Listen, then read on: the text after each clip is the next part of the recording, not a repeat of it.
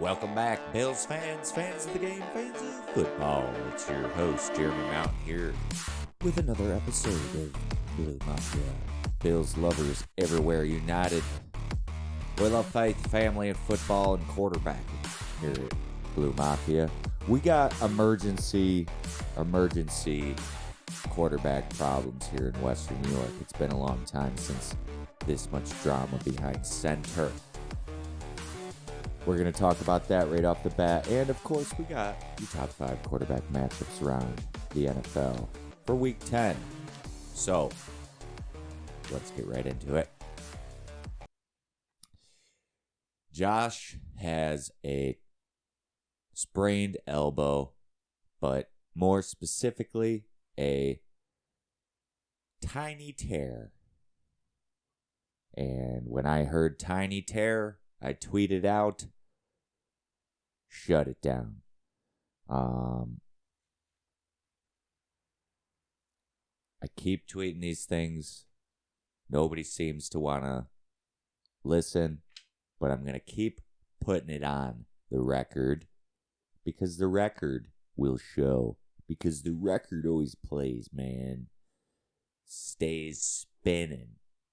And it stays spinning here at Blue Mafia. But I put it on the record on the tweet box this week. When I see tiny tear, that tells me that can become a bigger tear. And in my opinion, shut it down. Because as much as this is a little bit of a vanity win, if you can take down the hot Vikings, you got a lot of little storylines for this matchup that increase the viewership for a game like this. The Cook brothers taking on each other. You've got Diggs taking on his old team. A lot to prove. There's a lot of people that think that the Bills maybe could have won that draft by taking Justin Jefferson. Shout out Main Man Minute. But a lot to prove. And Kirk Cousins, nobody wants to see him dancing with his shirt off, wearing all those gold chains if you're a Buffalo Bill. So in my opinion, I'm okay watching Case Keenum this week. It's his old team. Maybe a little Minneapolis Miracle action, but I don't need Josh Allen this week. I don't need Josh Allen versus the Browns. I don't need Josh Allen versus the Lions on Thanksgiving. As much as everybody wants to see it, ratings don't matter. And everybody talks player safety. There's not a more important body part outside of the guy's brain for the NFL ratings return on investment. So, put the pride to the side and keep your return on investment safe.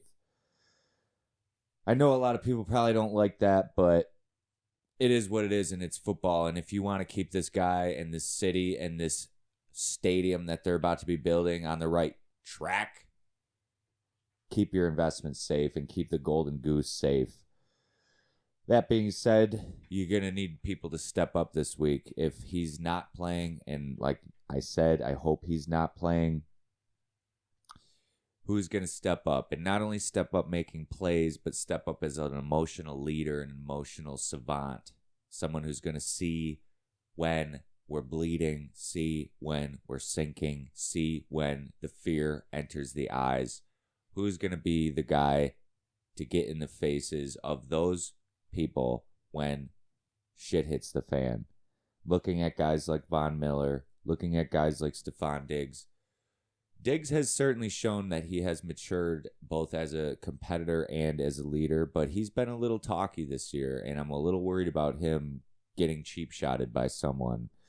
So I'm hoping that he can keep his emotional tendencies sane, and I'm hoping that Diggs can take on a little bit of a quarterback mindset if the quarterback is out. And ultimately, who needs to step up the most if Allen is out is this offensive line. Everybody wanted to see a run game. Well, now we don't have a choice. There's going to need to be some offensive line dictation on the front lines that's going to set the tone, and that doesn't mean getting blown up on obvious passing downs. It's going to be hard to get ahead of the sticks with an aging Case Keenum. Everyone's like, this is why you bring in a guy like Case Keenum. He's a veteran. He's not going to be the first time out there. Well, yeah, he's also Case Keenum, and this isn't 6 years ago. He's going to have a lot of trouble, and it won't be long until Matt Barkley's in there if the defensive line is able to get their big, meaty claws all over backup Case Keenum.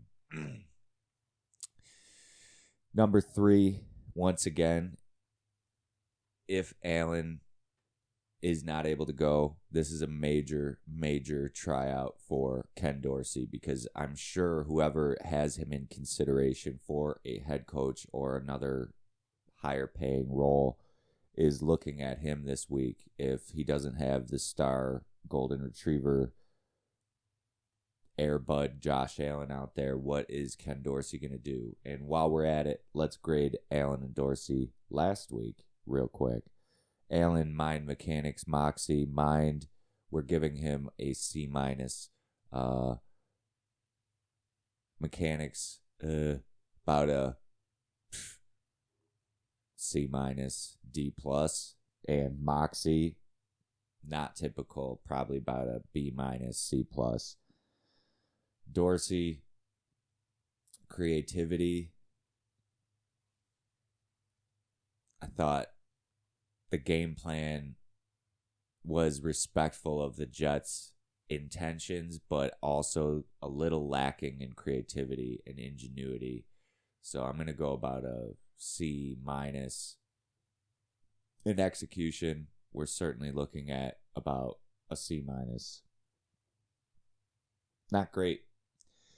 But Dorsey has an opportunity to earn some respect back if he can prove that he can be creative and execute an effective offense with an aging Case Keenum. Moving on, great teams endure these moments. And like I said earlier, should be able to beat at least the Vikings. I'm sorry, this Vikings team is going to be challenged, but should be at least able to beat a tough Browns team because of the weakness at quarterback on Cleveland in Brissett. And also, you should be able to beat the Lions on Thanksgiving, even if the superstar doesn't play, because great teams endure, and everybody wanted this team to be great. So I've been saying all year, who's going to be great outside of number 17? Because what's going to happen if he goes down? It happens. He's not an alien. He's a human being. Number 1, why do I keep saying all this? It's not just this week. It's not just this season. The return on investment on Josh Allen is not just for 2022, 2023. It's not just for your Thanksgiving celebration this year. It's for the end of this year. It's for the tough challenges at the end of the schedule this year. A lot of AFC matchups, tough games in the cold, and you don't need that thing to get worse. And everyone keeps saying, oh, Matt Stafford did it. Matt Stafford is at the end of his career. That was his last chance last year. And he's shut it down his whole career several times. Don't need it. We need Josh Allen when they build that new stadium, not next week versus the Browns, and not at Ford Field for Thanksgiving. So we'll see you on the other side for the implications. Thanks for listening. Because of the implication. No, because of the implication. Why aren't you understanding this? I don't...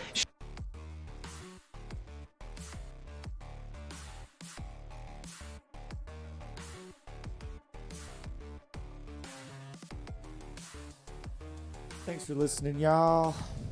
This is Implications with the top 5 quarterback matchups, and each one of these games happens to have playoff implications. What does it mean? What does it mean? It means they've got a chance to get into the playoffs, and it means they're leading their team, and they're being tough-minded, and leading right off. You've heard a lot about it because it's in Germany, and they keep overpumping Tom Brady going to Germany. But I've got this one on here because of Geno Smith. It's been a wonderful story, and I want to see it through. I want Geno to finish this story, and I want him to finish his career on this high note. I don't want to see him falter and have some weak performance in Germany and then start having a setback.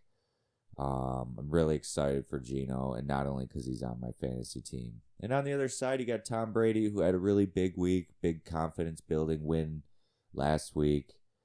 Hair dye. Who knows? They can still make a run because their conference is brutal. Hoping to see Jameis Winston soon in the NFC South again. Number 2, we have Russell Wilson taking on either Tannehill, who's questionable, or Malik Willis, a.k.a. Mike Vrabel, playing quarterback.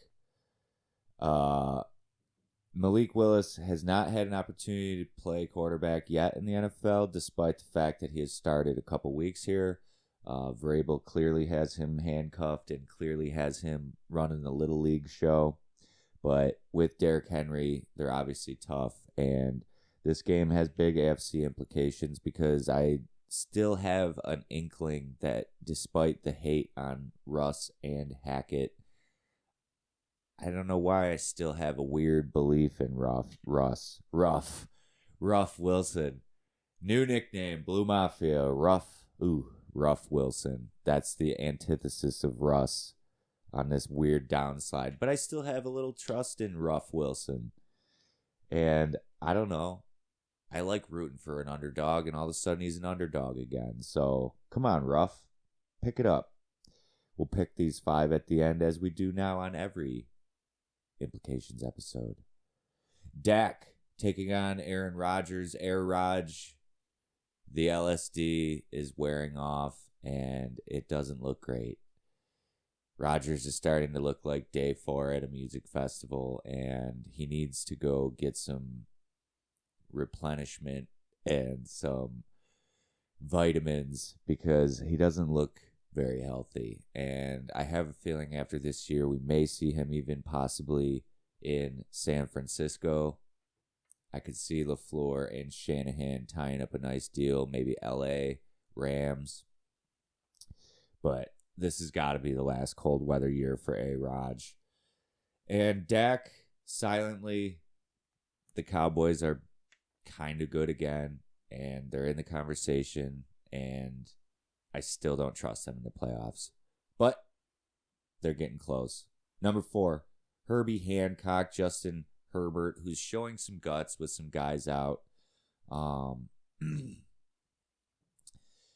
He's obviously got a few weapons out. Keenan Allen not playing once again.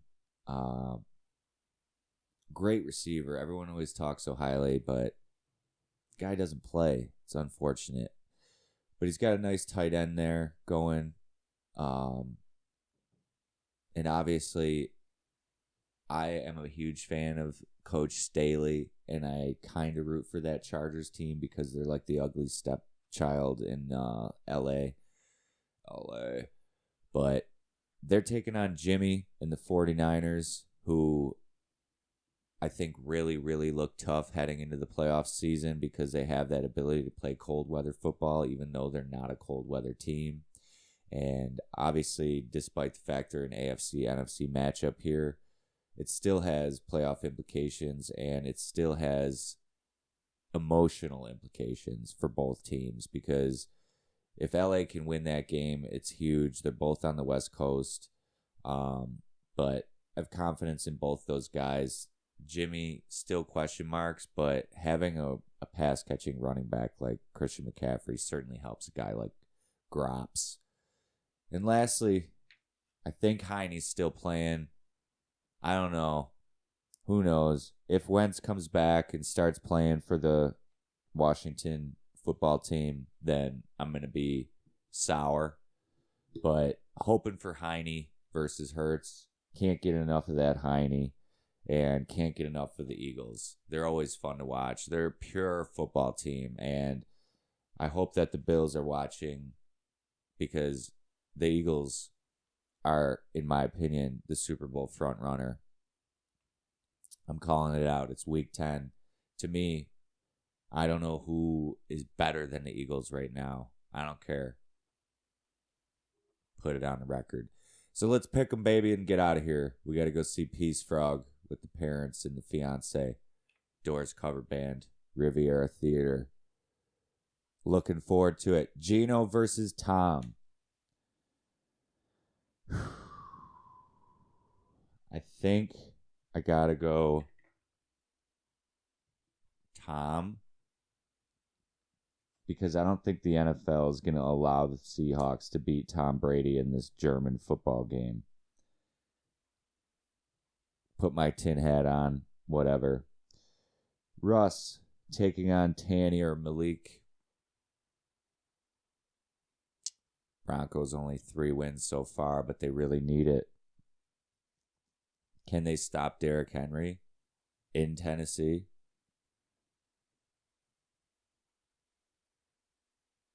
I don't think so. Tennessee because of the home court. Aaron versus Dak. Come on, Aaron. Give me one time. If he doesn't win this week, I'm never picking him for the rest of the year in the quarterback matchups. Herby Jimmy. It's at Jimmy. West Coast. Herby always plays well on the West Coast. Let's give him the edge there. And Hurts. Hurts so good, baby. Those Philadelphia Eagles. Saw a little thing with Jalen Hurts and Donovan McNabb. Shout out. Made that comparison earlier in the year on Blue Mafia. Thanks for listening. Have a good week. Go Bills. Keep Allen safe. We'll see you.